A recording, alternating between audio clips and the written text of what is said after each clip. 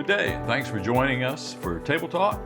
Today we're going to talk about civics. We're going to talk about Beaufort County, and joining me today is my good friend and colleague down east, Dave Hudson. How's it like down east? It's going good. It's starting to warm up a little bit, hopefully here in a couple of more days, so I'm looking forward to it. Spring's here almost, right? It's almost here. One more day to spring for all relative proportions out there in TV land.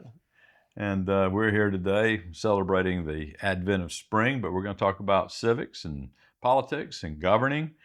And a lot of people I find don't know that much. I think it's because our education system does not stress what goes on in America, the state level or at the local level, which is very important for us to know our government, how it works for us or should work for us, and how it could work against us, which it has on many, many occasions. And right now we're finding that a lot of people believe the government is working against them because of the revaluation here in Beaufort County. That's right. What are your thoughts about it down east, Dave? Yeah, I think a lot of people are confused about the revaluation, how it works, what the details are that go into where they get that number from, and how that impacts their tax rate, what they're going to end up paying to the government later on down the road. A key issue with that being is that property value does not necessarily reflect what your tax rate or your taxes are going to be. That falls down to our county commissioners who set the tax policy. And a lot of people, I think, get confused on that. Yes, it's a relative shock. And after 7 years here in Beaufort County, we get a revaluation, and we've had some upward swing in property values here in eastern North Carolina. People are moving here, and supply and demand as it is, we have less supply than we have demand. So property values are going up, which is hurting a lot of the folks that are here, been living here a long time, have to pay taxes. Now, if we can help assuage your disconcerting feelings about having to pay too much property tax here in Beaufort County, I'll go ahead and tell you right now, you are paying too much, but not because of the revaluation. Correct. You're paying too much because of the county commissioners can't stop spending. They have an appetite for spending your money, and I have my reasons why they're doing it, but we're going to get to that later into the show. But right now we're going to talk about revaluation. To give you a short little civics class about why we have revaluation, the state of North Carolina, in their constitution, they established something called the Machinery Act. It's not a general statute, it is part of the Constitution, and it says that every 8 years or sooner, we have to have a revaluation in these counties of North Carolina, of which each county is a body politic of North Carolina. We work as an extension of the state of North Carolina. That's what counties do. There were counties before there was a state of North Carolina. There were property taxes before there was a state of North Carolina. And in the county of Beaufort, property taxes have always been levied against the people as a way to pay off the king and the proprietors of North Carolina. And it serves for our protection and other good things, hopefully. Now, we are a self-governed society here in North Carolina and in Beaufort County in the United States of America. So it's up to you, the people, to pick the best and smartest political leaders that you can find. And in Beaufort County, the highest elected officials are the county commissioners. Dave, we talked about the Machinery Act. The Machinery Act says you have to reevaluate. Now, one thing it does say, you have to reevaluate through a mass appraisal. Yes. At the closest price they can get to in this mass appraisal of what relative property value should be at that time. Correct. And it scared a lot of people. And Really I think there's some mistakes have been made. I found some in my stack of properties that got revalued. Tell me what you think. Yeah, so that's one part of it is when we talk about the mass appraisal, they aren't coming in like you would do if you were going to put your home up for sale. They're not coming in and looking at bedrooms, looking at the conditions inside the houses, walking the property. It really is just kind of comparing apples to apples from a big picture perspective. So if you happen to have, your home sits on a quarter of an acre in town, they're going to look for sales that were in the area in town near you to look at how your property would compare at that big picture level. Say you're out of town, you might own more acreage, you might own a business, you might own a marina or something to that effect. they're going to have to look further than right next door to see where those sales are at. And there may only have been one or two sales over the past few years that they can compare that with. And of course, if people are paying a higher price now for reasons somewhat beyond our control, COVID, inflation, the bad policies of the Biden administration, that's going to definitely impact that property value based off of what they have to compare it against. And I think that's where the sticker shock to some extent from that reval is coming when folks are getting that paperwork. We've been through a lot in this nation, haven't we? Absolutely. COVID was a big shock, and it was treated politically It really was. to get rid of Donald Trump, as you well know. Yes. I mean, that's all they talked about was COVID, mishandling of COVID. Well, COVID got mishandled, but it got mishandled by more than him. He was almost powerless. Correct. They had him tied down with this allegation and that allegation, this investigation, that investigation, and we found out they're all hoaxes. Absolutely. And we're finding out more and more about the cover up. At this point in time, you may have been aware with some of the articles that are coming out. The German government knew as early as 2020 and 2021 that COVID was probably released from a facility in China. But that information was subdued. In the United States, we had folks in investigations that were starting to look at it and see, this was definitely something that leaked or escaped. But they weren't calling it into account. To some extent, that goes into your geopolitical relationships. How much do we really want to offend a country or a neighbor or somebody else? And as opposed to saying, hey, we know this happened, but if we point it out, if we start pointing fingers and things like that, that can cause all kinds of other issues that can come up. And so there has been suppression of that for good or nefarious reasons, but the truth should always come out. If you have nothing to hide, you shouldn't have any reason to cover anything up. And yet, we still have not had an investigation of COVID. Correct. We got problems here in Beaufort County with this reevaluation. Indeed. And I don't want to shock anybody or scare anyone, but I will tell you this. There are problems in the reevaluation. We know that. It's going to be that way with every mass appraisal. We have an equalization and review board of the commissioners, and we're going to meet a lot of nights during the year of 2025. Hopefully, it won't go into 2026.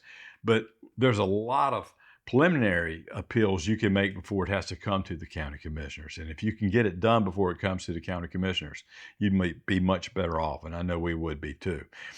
So you have until, I believe, April the 16th to go to the tax assessor's office and file an appeal for your property. And the appeal has to be substantive in that you're going to have to state why your property is overvalued.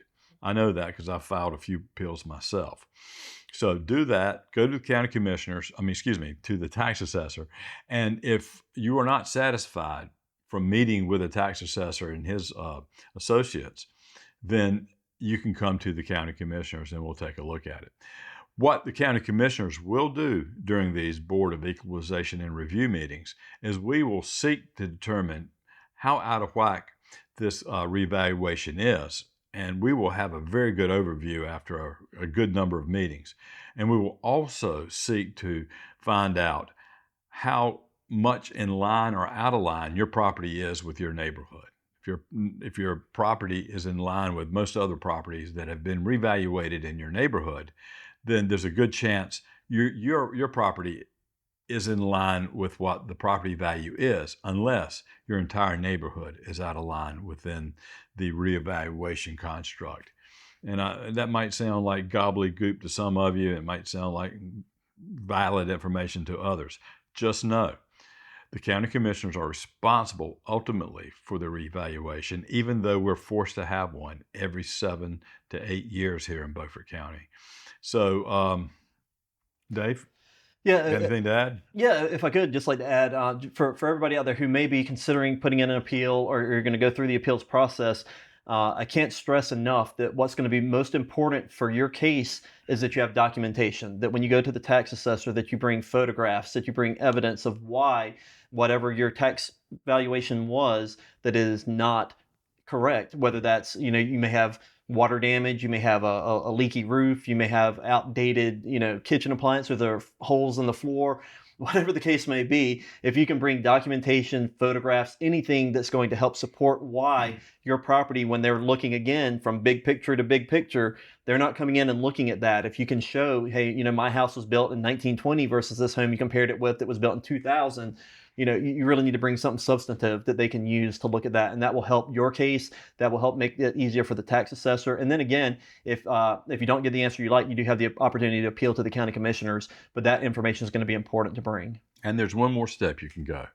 If it doesn't work for you, if can't get the relief you seek from the county commissioners, which is not always the case, and very rarely is the case if the properties seem to be in line with the neighborhood, you can go to the Property Tax Commission in Raleigh, and you can seek redress there.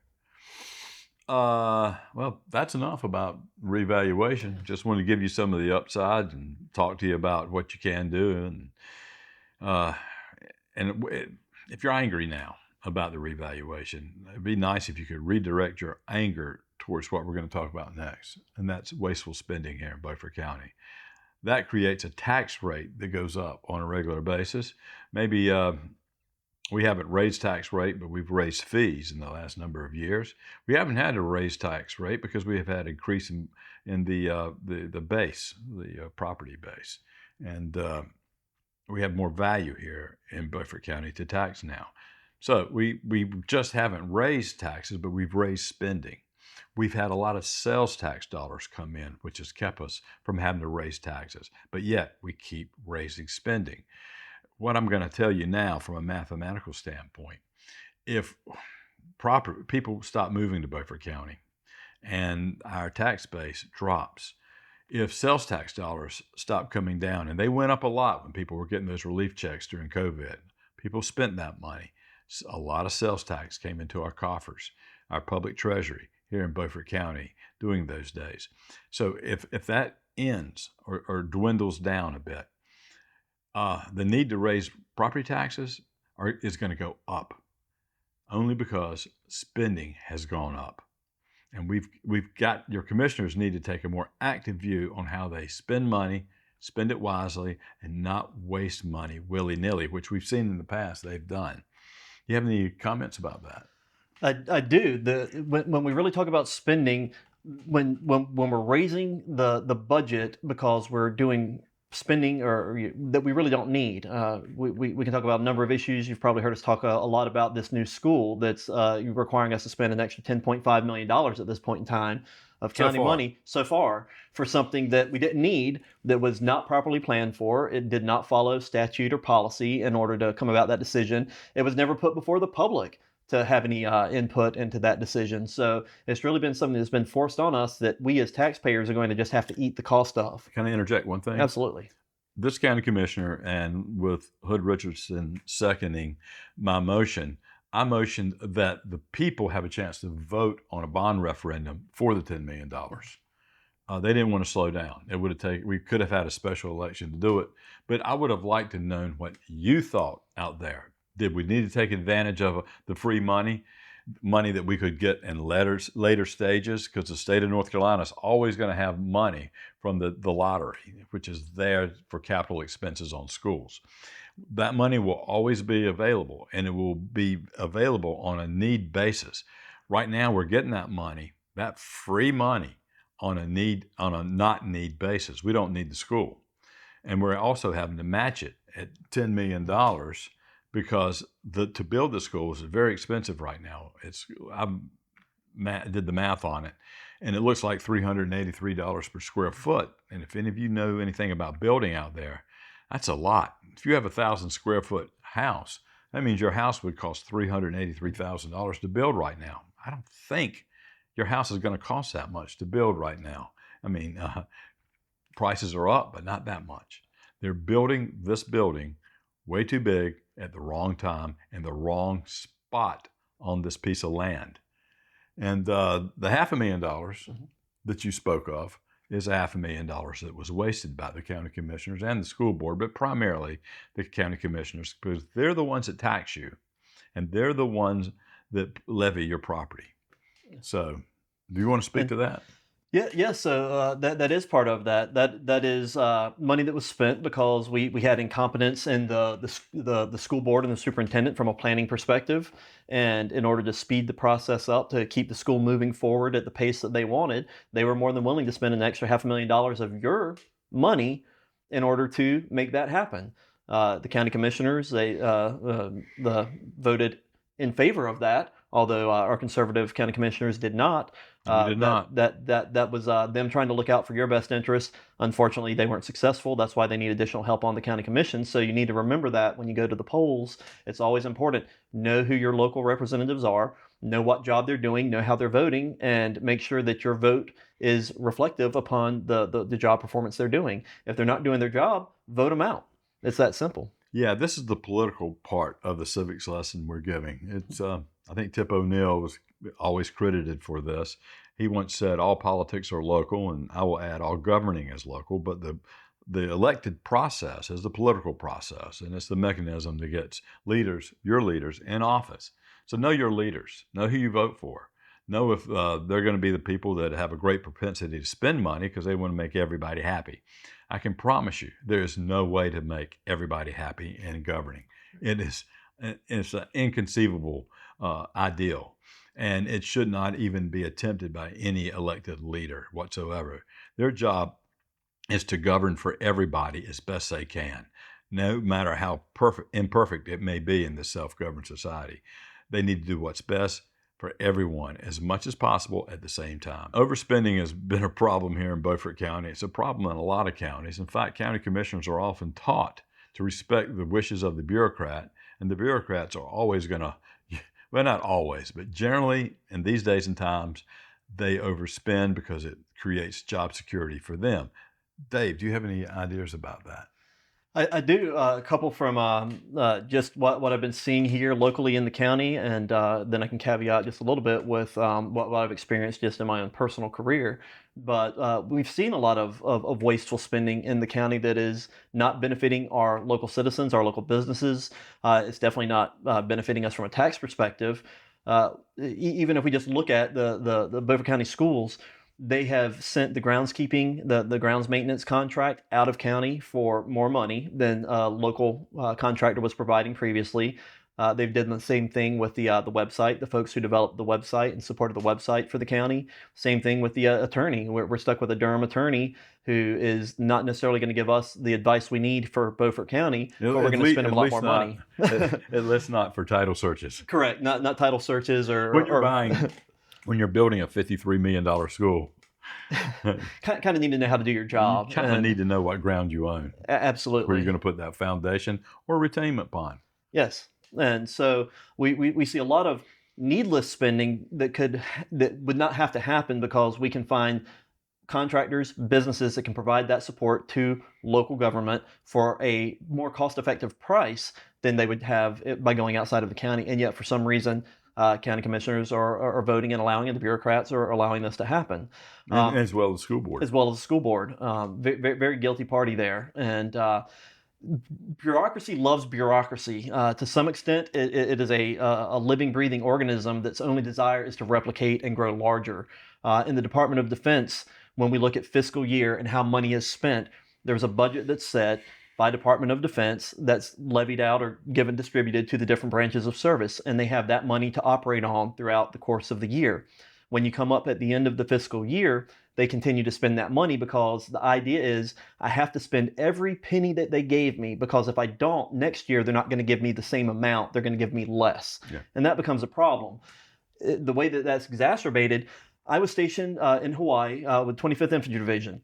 We were the last Army unit to have funding to spend when the fiscal year rolled around. And we would watch the clock and we would watch the dollars and see how it was being spent on the East Coast here at Fort Bragg, or on the East Coast, or excuse me, on the West Coast. And then as those dollar amounts weren't spent, they rolled over. And at the very last minute in Hawaii, since we were about 5 hours behind the West Coast, we would spend every dollar that was left in the DoD budget, and we would buy everything you could think of, from pocket knives, sunglasses, camelbacks, anything we could spend money on, just to spend that money that was left in the bank account so that DOD had a zero-sum balance at the end of the day. So your unit was well Our unit provisioned. was well provisioned. I can remember years where we would sit there and everybody got a brand new Gerber multi-tool. You got a brand new Camelback. You got brand new sunglasses. You name it. We were getting all of that stuff because we were the last folks to be able to spend money at the end of the year. Did we need to spend that money? Not necessarily. Could it have been spent more wisely? Most likely. But that was just the nature of the beast. So probably the best thing to do would have been to provide incentive for that money to be returned to the governing source. Yes. But here's the problem. You generally do not have confidence in the bureaucrats handling the money. Right. And I think you said it. Bureaucrats love bureaucrats best. Mm-hmm. I added the best. Is it something like that? Something similar, like yes. that. It's Yeah. they're always going to look out for one another. Yes. It's very similar to politics. There's a political line there, and you're going to work within your element to improve your organization, whichever piece of the bureaucracy you work for. Yeah. So that's one of the issues we always ran into in the intelligence community. You probably heard a lot of the issues with that post 9/11, information sharing. How were we caught off guard? But when you stovepipe funds for CIA versus FBI versus DIA and some of those other agencies, they want their share of the pie. They want more dollars. They want to get bigger. They want to contribute more, but they don't really want to share with everybody else sometimes, because then you're stepping on my turf. This is mine, and they're very protectionist around that. And so it's very interesting once you're inside that group. They are very self-protective and to some extent self-serving. Well, bureaucrats, and you may agree with this. In fact, I know you will agree. Bureaucrats need to think about our turf Yes. first. And it's all our turf, every bit of it. And so, therefore, the politicians shouldn't be so subservient to bureaucrats like they are here in Beaufort County. They should be watching out for you. And they should be creating an incentive-based program where money will be returned back to the Treasury, and then the county commissioners can decide how best to spend the money, not the bureaucrats.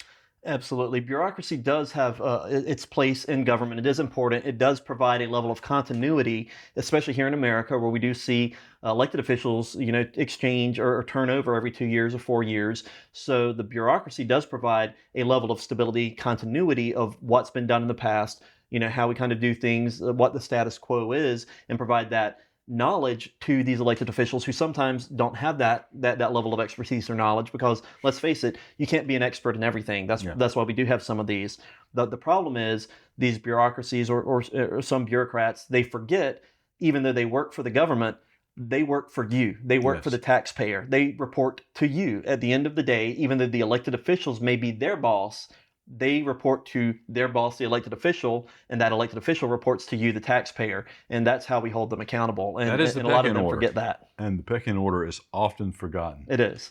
Whenever you get out of that construct, it becomes, well, what does a bureaucrat think is best? Because the bureaucrat is there to protect me, since I don't know really how to do my job because I'm not very smart.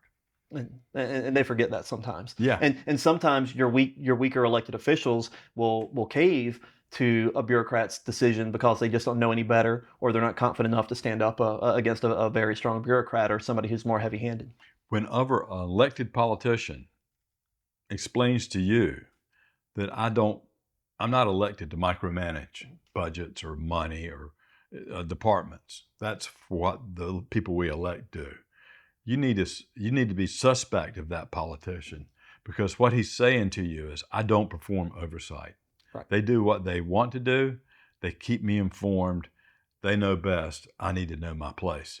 When actually it's the bureaucrats that need to know their place if you have strong elected politicians. Absolutely. That's why they're called elected officials or leaders. We expect our leaders to lead, not follow. Yeah. And that's where the issues come, is when you're elected officials that you expect to lead us in the right direction are followers themselves. And as someone out there is part of the electorate, and I've been part of the electorate for a long time, and I've been an elected leader for a long time. But if your elected leaders cannot lead the bureaucracy, how can they lead you in a positive direction? Correct.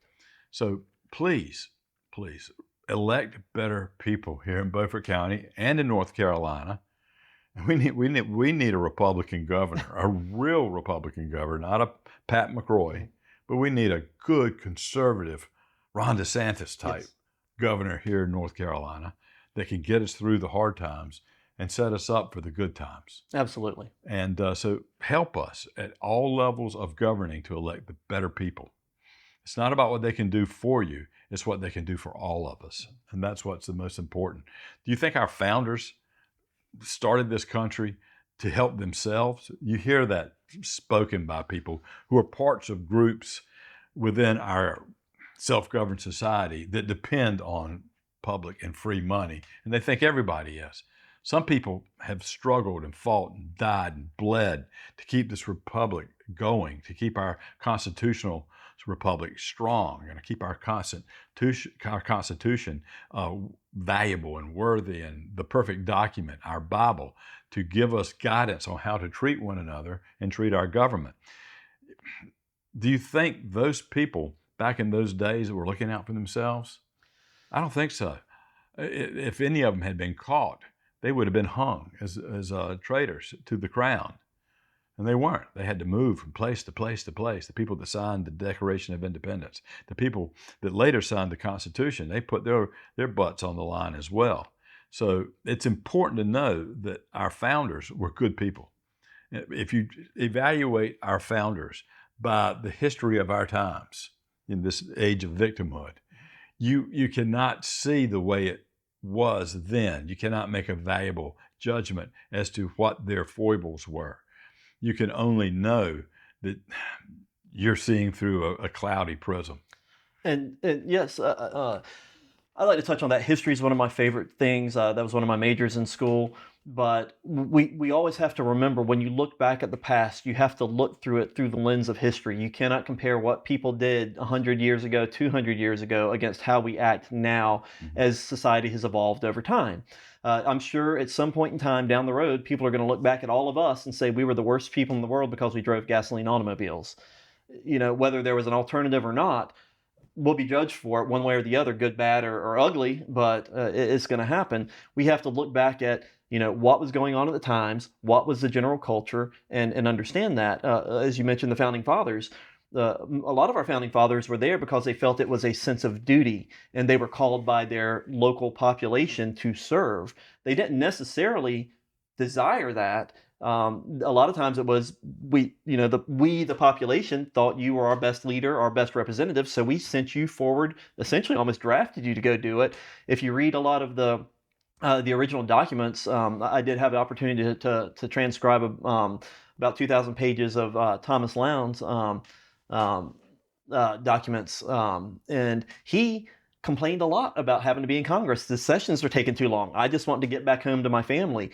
That was what he was concerned about. Even though he was doing the business of the government, he really was looking to do that. And I misspoke. It was not Thomas Lowndes. It was William Lowndes. I apologize for that. But he really was a public servant. He was there because the people placed him there. He did not seek that office, but he served, and he served well throughout the early colonial, not the early colonial period, but the early post-colonial period right after the nation was founded. Oh, yeah. But in the 1780s? Yes. Yeah. Yeah, the Constitution was fully ratified in 1789? Yes. Okay. So our Constitution has been completely in force for 236 years, roughly. 235 years, somewhere in that range. So let's talk about the Constitution. Yeah, absolutely. Let's give our big civic lesson here. We're moving away from local government, although every elected leader swears allegiance to the Constitution of North Carolina, but primarily to the Constitution of the United States. Do you think every local leader here in Beaufort County actually has read the Constitution? Probably not. I know when I bring up constitutional issues, they laugh and poo-poo me and say, that's what our attorney does. And I'm going to tell you, a lot of attorneys have never really read to understand the Constitution themselves. Their job was to get through law school and then pass the boards. And then when they become keepers of the law, so to speak, which is a great irony this day and time, they are supposed to know the Constitution, and they're not supposed to act in a lawyerly manner that is in direct violation of the Constitution of the United States or the Constitution of North Carolina, be it here in North Carolina. So, understanding all of that, you self-governed people need to find leaders who believe in the Constitution. And so let's talk about it a little bit. Absolutely. We should understand the Constitution ourselves. It should be taught more in school at the deeper depth of all the levels and understanding that, so that our students are really learning that, what it means to be an American citizen when they are graduating, when they are turning 18, when we expect them to act as adults. At that point in time, when we can draft them and they have to take that oath of office, which I'll remind everybody is when you join the military, you take an oath to support and defend the Constitution of the United States against all enemies, foreign and domestic. You're not taking an oath to support a president or any other elected official. You support that founding document. That is the foundation of our government. That is what gives us, the people, the power, because we do have the power here. And that was the way the founding fathers wanted that to be. Unfortunately, a lot of people don't remember that. And in key questions, I would even say when we talk about elected officials needing to know the Constitution, before I would even ask somebody running for office what their stance is on any policy issue, the first thing I would ask is, have you read the Constitution? When was the last time you read it? And can you quote anything from the Constitution? And if the answer is no to any of those, I would really doubt they're going to be the most effective leader for you, because they probably don't even understand the type of governing that we're meant to have. If they could just maybe not quote, but paraphrase at least one amendment or one article. Absolutely. Yeah, one or the other. At least show that you've read the document at some point. Yeah. And not when you were in high school. Yeah. Yeah, absolutely. Generally, I can't quote a lot of things from the Constitution, but I know where to find it and look real fast. I know it's there somewhere. I've read it, and I'll find it within a matter of minutes. And I'll go, yep, that's it right there. That's the Sixth Amendment right there, or the Eighth. We've had a lot of Sixth and Eighth Amendment issues in the Biden administration, didn't we? Oh, yes. And by that, I'm speaking to lawfare. Yes. Yeah, you can't do that. You're not supposed to do that. You're not supposed to punish your political opponent through the courts. The courts are there to deal with real issues, people that have been treated unjustly, maybe a woman on a subway lit on fire, issues like that. That's really what it should be. It shouldn't be used for political gain. And when terrorists are coming in the country unrestrained across our southern border or northern border, you tend to go find those terrorists and people that want to do us great harm rather than to put grandmothers in jail from the worst day in American history, January 6th. Right, absolutely. The great insurrection. Oh, yes. Where were you on January 6th? I was watching it on TV and laughing and saying things like it's like an Animal House, but without the beer. I remember watching on TV, right? Yeah. And just caught you off guard. But but when you look at those folks, and you have to wonder, Why were they there? why were they there? Yeah. Were they paid to be there? What? Some were. Some were. So what was the true meaning behind that? Why were the other ones there? They were just kind of caught up in it. They were let in the door. They just walking through. You notice how we're walking through the cordoned area? I mean, it wasn't like they were in the Trump Towers screaming and yelling, or lighting Teslas on fire. Right. It's or burning buildings up in Minnesota. No, never underestimate the stupidity of people in large groups. Yes, it's frightening. That herd mentality can really come back to bite you. Speaking of irony, and what's a little bit dumb, one of the senators from Arizona, Mark Kelly, was an astronaut.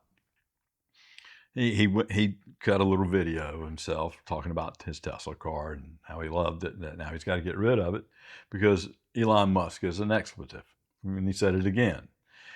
And then he said he cared about the environment greatly. And that was a big part of his whole government sphere. It was about the Green New Deal and things like that. So a few days later, he made another video, and he'd gone out to buy Chevy Tahoe, which drinks gasoline. And the irony was overwhelming for me. It really is. I'd seen a meme the other day, and it's Woody Harrelson. It's a clip or a photograph taken from one of his movies, and it's talking about folks that like you said, all of a sudden Musk is the bad guy, and they're not going to buy Teslas anymore. They're going to get rid of their Teslas, and then the next frame you just see Woody Harrelson crying into a stack of money because they already bought them. Now they're going to get rid of them because they don't like the guy. Yeah. I never thought of buying a Tesla, but if I ever got any money, if they're still selling them, I bet I could get one for a really good deal. Probably could. Yeah, I'd probably buy one. Yeah. So, we got a lot going on in the nation. We got Doge. We talked about that the other day. Right now, speaking of the Constitution, uh, there in 1798, there's something called the Alien and Sedition Act, and our forefathers implemented it for when we were at war or being invaded. And we're talking about 1798. We were not at war in 1798, but they decided they needed it. There's probably action going off the Barbary Coast maybe then. Action going off the Barbary Coast, we had kind of an unwritten, unspoken, to some extent similar to the Cold War going on. It was more of a naval war with France, and France was kind of on the rise. We begin to see the beginnings of Napoleon and all of that, and so that was kind of the issue. Is we were really concerned about how France was operating, and we wanted to make sure that we could stand up against them as well. So a lot of that came from there. Some folks might not remember as well, this was a Federalist-controlled Congress at the time. And when we think Federalists, a lot of people don't remember that because they're not a party anymore. But those were your folks who really wanted that high-level, big government, Alexander Hamilton type folks, where they really even thought, presidents should be king to some extent, extensive powers, big government, a lot of things that we see coming from the kind of the Democrat side nowadays, as opposed to the Republican side where we want limited government, more power back to the people and all. So these laws were put in place to some extent to shield us a little bit from the French, but just as much like the lawfare that we're seeing now, the Federalists were really using this to really push back against the Democrat and the early Republican Party in the United States at that point in time in order to get more control of the government. Ultimately, the public backlash against those policies is what forced really the end of the Federalist Party, and they lost power shortly thereafter. Yes, and so they actually enforced the Alien and Sedition Act. Yes. Was that when they hired pirates as what do you call them? Privateers. Privateers. Yeah, privateers. Yes. And used them to fight against the pirates on the Barbary Coast, right? Yes. And then it was soon after that the Marines got Marines involved. went Hals Montezuma, shores of Tripoli, and that's where it comes from. The shores of Tripoli is the Marmaluke, if I pronounce that correctly. It's shaped after those Barbary swords, and that's what the Marine NCOs carry. That's what we still carry, is based off of that sword that came from the Barbary Coast. And reason what was going on the Barbary Coast, they were the English were impressing American sailors or merchants into their navy, and it was widespread, but there weren't that many. There wasn't that much of a navy, right? And there weren't that many merchants at that time off the Barbary Coast. Correct. But they did it anyway because it was an affront to our constitutional republic, right? It really was, and that's in the same time period that sort of leads us up to War of 1812, when the United Kingdom, when the British wanted to come back over, reassert their dominance, potentially bring back the parts of the United States into England. Little piece of history, but a lot of folks don't realize is the first states that ever tried to secede from the United States were the states of New England during the War of 1812, because they really couldn't stomach the fight much longer, thought England was going to win. They thought it was easier to kind of just tuck tail and leave the United States, get out of the war. And that's where secession really just started to come from.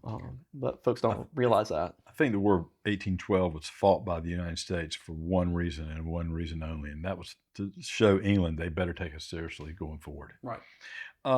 Because they barely lost the Revolutionary War, and that kind of stuck in their craw. Oh, yes. So let me get back to the Alien and Sedition Act. Right now, Donald Trump is trying to do something about what he has designated as foreign terrorists on our soil. People that are raping and torturing American men and women, mostly women, setting people on fire, that kind of thing, stealing. We're spending hundreds of billions of dollars on illegals in this country right now because they were allowed to invade our country. In fact, they were enticed to come invade our country. That's right. And we don't spend that much in a lot of wars we've spent in the past. I know there's inflation, but we spent more on illegals than we did in all of World War II already, not counting for inflation. So there are judges now that are trying to stop him from sending terrorists gang members, some of the most ruthless gangs in the history of the world, back to their home countries. And they're saying they need to be adjudicated in court and given their day in court. Now, we're talking about people that are terrorists. They have tattoos all over the face and their bodies. They've killed, maimed across the world. They're doing it in the United States, and they're being sent back.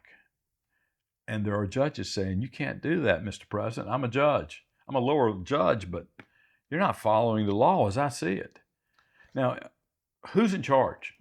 Are the judges in charge, or is the president in charge? The president's in charge. That's how the Constitution set it up. The judiciary is there to run the courts, Yes. weigh in on issues, especially constitutional law, interpreting how those laws are enforced, or Yes. whether they are constitutional or not. But that's where they are. They judges should not and do not, according to the Constitution, enact law. No. That's the Congress. But they have believed that they can over time. They have forgotten that it is the executive branch that runs everything, and that the president, under the Alien Enemies Act, he has the authority to detain or deport any citizens of a foreign country without a trial. Without a trial. And that's how it should be. They aren't U.S. citizens. They're not entitled to protections under the Constitution because they are not U.S. citizens. People don't understand that. Maybe they just feel, just a bleeding heart, or poor folks. But if you're a criminal in our country committing criminal acts and you're not a U.S. citizen, you're not entitled to protection under the law. Well, it goes beyond criminal acts, I do believe. I think it goes on to terrorist acts. Yes. And acting as an enemy act against the people, Correct. the entire people. And the president can, on his own volition, send these people away. And he's done it. The presidents have done it 4 times, now 5. Yes. Now, what really I find incredulous, or incredible, and I'm incredulous because of it, is that these same judges are judges that did not hear, and maybe would not have heard, any cases against Biden as the executive, forgiving student loans as a political ploy to get votes from young people, when only Congress can forgive anything, because they're the ones that appropriate money, and they enact law to forgive or appropriate money or taxes. And when you forgive one group and tax another group for those people you just forgave, you're creating a taxing situation. You really are, and unfortunately, that's what we have seen is the weaponization of the Justice Department, the weaponization of the bureaucracy, especially here since the early 2000s, where you may be familiar, where IRS they were going after Republicans and conservatives and looking to audit them more or penalize them more because they were political enemies of the Democratic Party at the time. For some reason, the 2 words Lois Lerner come to mind. Nobody talks about Lois Lerner. No. She was forgotten immediately. Right. But And was that a Republican Congress? I think it was, but I think Obama was but president. Obama was president, and that's what it was. Obama did nothing. Did nothing. Yeah. It was easy to use that. Why did he do nothing? They were doing what he wanted. They were causing trouble for political adversaries. Yeah. And Obama never did anything corrupt. No. He's the most uncorrupt president in the United States history, right? Most uncorrupt president in the United States history. If I remember correctly, he was the first president to apply for foreign student aid and then say he wasn't a foreigner. That's right. So you're saying in that instance, Donald Trump was right. Yes. Accusing him of not being an American Absolutely. citizen. Well, he just took him at his word, right? Just go with what you said. Yeah. And, what you said the first time was probably accurate. When you said it the second time, you had to think about it a little bit. Donald Trump has a way of putting his foot in his mouth by telling the truth. Yes. Yeah, I've noticed that. And sometimes the truth hurts. It does.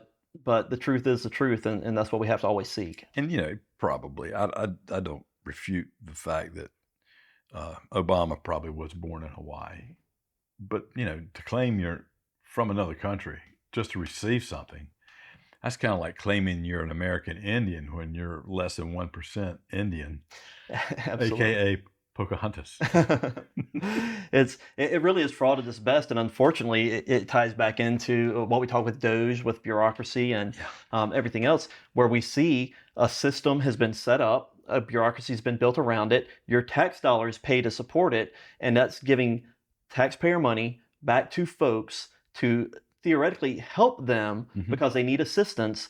But when you can play the game, if I don't get married to my girlfriend that I have 5 children with, if I don't live in the same house with her, I might actually live in the same house with her, but I don't say that I do just so that I can qualify for more. When the hardworking people out there, they go in and apply for assistance and they're told, we'll give you an extra $40 for food this month. But folks who are willing to play the game, do the wrong thing, are going to get $1,400. It's really quick to look at that and see where is the incentive to do the right thing. And that's where we have to really look at how our tax dollars are being spent, how the government is spending them, and that we make it a fair playing field. People who need assistance definitely need assistance. I have no issue with that, but it needs to be for the right reasons. If we're going to have a huge bureaucracy handing out money or handing out contracts, they need to be doing their due diligence to make sure that it's going out for good reasons. And if they're not, those elected officials should rein that in, and that's how we hold them accountable as voters. And we see this at every level of government. We see it in Washington, D.C. Right now they have DOGE, Right.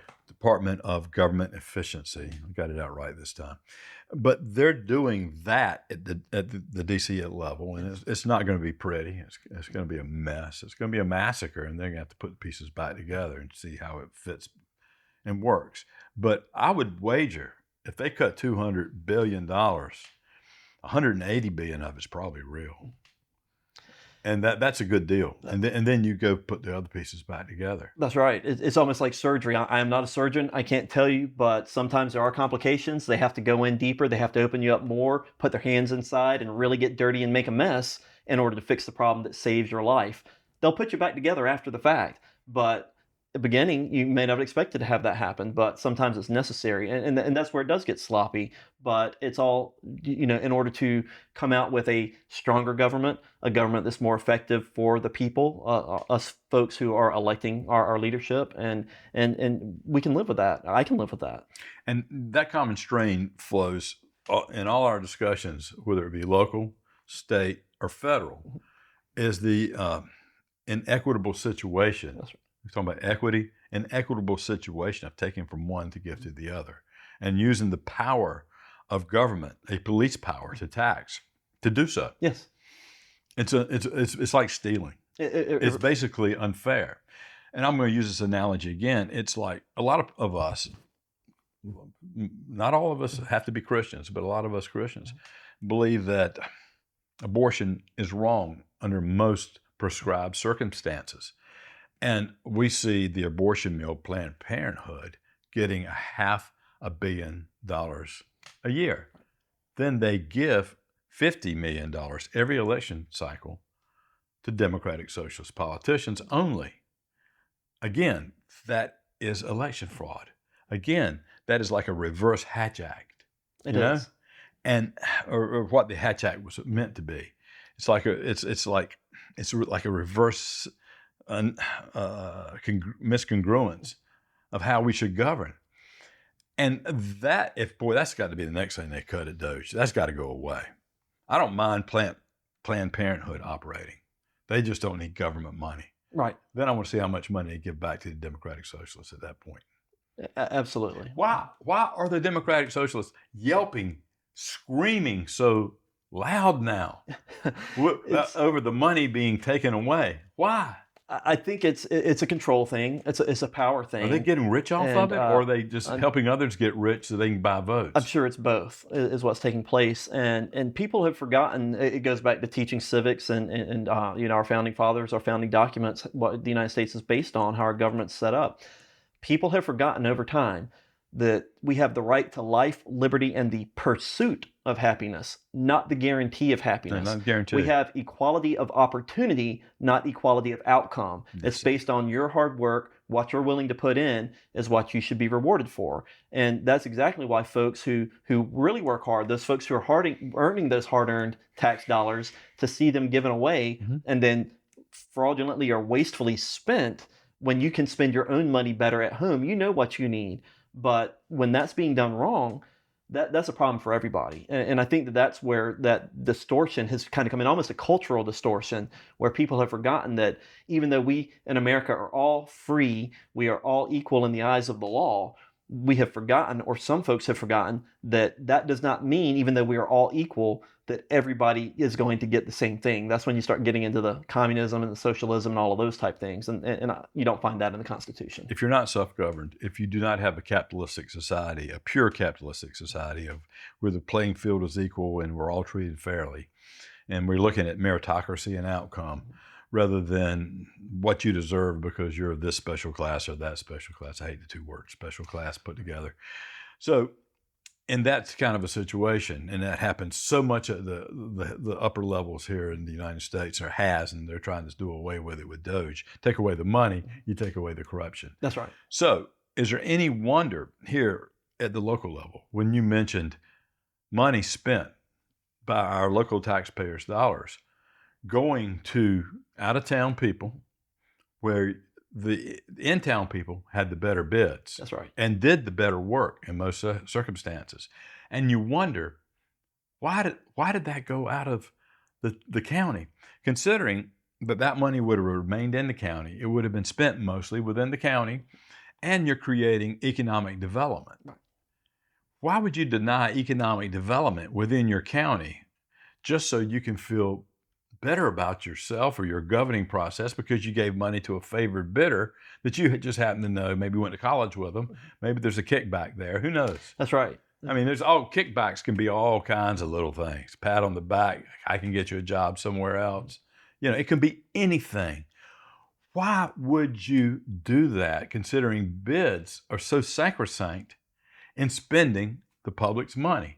That's something I want to get into when I get reelected in 2026 and I get another conservative county commissioner, and we maybe get a few conservatives on the school board. Forget the Republicans. I'm going to call them conservatives. Right. You're either conservative or you're not. That's right. Either you are a Republican practicing as a Democrat, or you're a Republican practicing as a conservative who believes in the founders, the Constitution, and the way this capitalistic society, self-governed society, was formed for our benefit. Correct. We are all sovereign. We were given this nation by God. Yes. He gave us our freedom.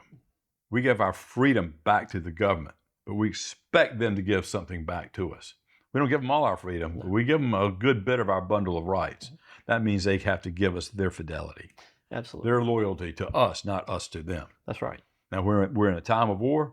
We give our loyalty to them so we can sustain ourselves. Ergo, that's why you had the Alien and Sedition Act. And you tell me we're not at war right now with Mexico, where they brought all that fentanyl across the border, 2 to 3 times more under the Biden administration. People are dying. I mean, you don't think China doesn't want us to kill ourselves, and they're using the Mexican cartels to do it? And the Mexican cartels are getting rich. They absolutely are. That's our next war. Yes. That's going to be the good war. That'll probably be called the Gulf of America War. and folks forget, we've been in Mexico several times. We have fought several wars with Mexico, and if it was an outright war, it was incursions into Mexico because of criminals coming across the border, Pancho Villa, folks like that. Mm-hmm. The Army regiment that I served in was formed in Arizona during World War I. Instead of going overseas, our regiment went into Mexico, and we fought the bandits and all of that with Pershing before he went over to Europe. So it has happened as recently as 100, 110 years ago, and we still see things going on. So it's not outside the realm of possibility. And for all you leftists out there that are wishing the Mexicans well, and if we do go to war with Mexico that they win, know this: Mexico's always lost when it comes to fighting the United States of America. Always. And they'll lose this time. And I have nothing against the Mexican people, unfortunately. The Mexican people will be with us. Yes. And they know better than anybody. Yes. They know the troubles, the tribulations, the hardships that are imposed because of the cartels. Yes. They understand better than anybody government corruption. They really are a group of folks that really are when you want to talk about a class of people that has just been completely kind of left behind because of terrible government. Oh, yes. Corrupt government, allowing criminal organizations to run society. They have their issues. It's not the Mexican people. It is the people who are not governing properly who are allowing this to happen. And I'd be glad to go down and help them. That's really what essentially we're looking at. If we say we're going to take on the cartels, that's what we're looking to do. Make it better for everyone. You know what they did in Mexico? They took away the guns. Yes. They took away the guns so the cartels could win. The The cartels run that country. Absolutely. And if you go in there and you kill, I mean, you have to kill them. Mhm. You kill the cartels. You're not going to arrest them. No. You're not going to capture them. You're going to kill them. You're going to exterminate them. You're going to be, the Mexican people are going to be so happy. In fact, one way to win the war is give them guns. Certify who they are. Give them guns and let them come fight as a militia right beside you. They'll do it. They're ready. There are a lot of people have lost members of their family to the cartels. And I would argue that the Mexican people would be just as thankful for that, Yes. appreciative of that, as say the French and the Europeans were during World War II and World War I when we assisted them. It would be- It would really be is that- bringing freedom, bringing security to people who have been oppressed. You know, if World War II was the good war, this would be the good war 2.0, Yes. taking on Mexico, or at least the cartels. And the government better get out of the way. That's right. I mean, that's just the way it's going to be. And that's the way it should be. We've never been this nation where we're always making friends with everybody. And, you know, we're worried about what leaders from other countries think about us. My God, they might not like Donald Trump, but they respect him. They do, and that's really, I think, what we're seeing is kind of a change in our government, as we're really starting to see, especially with the Trump administration, taking an approach to governing that is more pragmatic. Yes. It's more about what's in America's best interest. You know, we want to be the great person in the world. We want to be that great country, that city on the hill that brings freedom and opportunity and all of these other great things that we do for the world. We want to do that. I think that's just American, and that's our values in nature, what we want for ourselves. It goes back to our Christian faith foundation. But we have to be pragmatic about how we do things. Folks are unhappy about how the war in Ukraine is going and our support, whether we should support them or not. I would always say supporting Ukraine is a good thing as long as it's a smart thing. And that's when you look at the mineral rights and looking for that. We're only asking for some compensation back for the billions of dollars that we have provided in support. We did the same thing during World War II. It was called Lend-Lease. We didn't just give Russia and England and all those other countries tanks, weapons, all of the things that they needed to fight that war. We got things in return. We either got land, we got basing, we got paid in order for us to assist them. There was a give and take there, and that's what people have kind of forgotten, and we're starting to see that now. And to a lesser extent, Germany with the plan. What was it? Oh yes, with the Marshall Plan. The Marshall Plan. It was an M. It just wouldn't come to me. 5-star general. And that's a great Marshall. The Marshall Plan. George P. Marshall. Yes. The Marshall Plan, that was the plan to rebuild Europe after World War II. Yeah. It helped to, one, prevent Germany from rising again and being a threat to the outside world. It helped to pull those countries where people were starving at the end of the war, rebuild those societies. It also helped to curb the influence of the Soviet Union. We did the same thing under Douglas MacArthur in the Pacific with Japan. Which was very effective. And if you look at it, a lot less expensive. A lot less expensive. But when you look at it, now some of our strongest allies have been Germany, Japan, countries that were formerly our bitterest enemies. Korea. Are now Korea, South Korea, same thing. When we're able to do that, that was one of the issues that I would say we saw in Iraq and Afghanistan. We wanted to replicate that in a society to bring them additional support, set them up with a more democratic form of government. Unfortunately, it was just mismanaged. It wasn't really done well. And you can't rely on the military to be a nation builder. You have to have other things, and you have to have peace for it to really work. I don't think the American people are smart enough in the history of the world or of the United States or even their own community to be able to make good enough judgments in selecting their elected leaders. Because if you remember, as inept as George W. Bush could be at times, they had a plan. Yes. And it was a workable plan. They did some wrong things. You and I both know what those are. But the Democratic Socialists in Congress went after him after about 1 year. Right, absolutely. It didn't take long. No. It became politically expedient for them to ruin him to get to the Republicans. Ergo, then we get Barack Obama, and then we become a racist society again because of one man. Yes, it was a mess. It's been a mess. It really has been a mess. We got to change here in America, and we got to change here locally, which means you people have got to pay attention You got to know your civics. You need to learn the Constitution a little bit and understand there's a reason for everything. And every judge that goes to court and creates an injunctive process to stop the elected leader of our nation, well, you got to know sometimes they make big, big mistakes, and they're just as politically driven as some of your friends and neighbors that occupy Facebook. That's right, and I'll get on my soapbox for a minute too about education. We've been talking about the founding documents, about civics. Beaufort County, we don't have an approved social studies curriculum in the county. Mm. Over 2 years ago, in March of 2022, 2023, they wanted to bring a woke curriculum to Beaufort County schools. That was the only option presented to the school board. Instead of approving it, they just sidelined it.